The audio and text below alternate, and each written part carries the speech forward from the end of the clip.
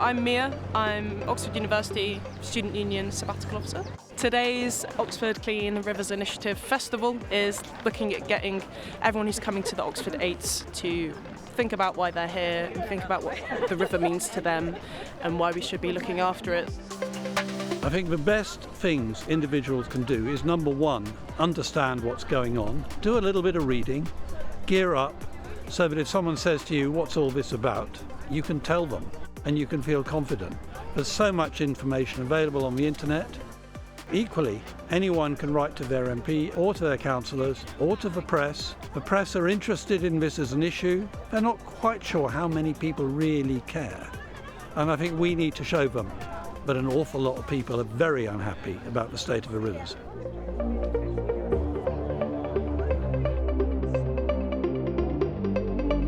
I'm Anya Glazer. I'm a local artist from East Oxford. I think that art has a huge amount of power to connect people and to connect ideas up in people's minds. We are mapping out a huge train of address with Thames watershed, including all the tributaries and aquifers from which we draw our water. From the source, which is all the way over there, to the sea. I wanted to go from community to community, work with the people who live there, work with local river action groups, but also people who are completely uninvolved, so that people could place themselves in it. I was glad to get it out today because it's the first time it's really been spread out. It needed a lot of space. I think campaigning becomes really easy when we find our place in space, where we feel grounded, when we feel part of a community.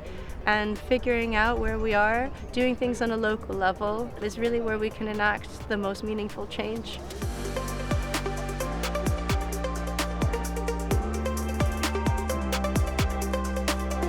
Today has been a really great coming together of different groups. We've had speakers, we've had music, we've got some really interesting artwork going on, and we've had people actually in the river, all with the common message: the Thames has to be cleaned up.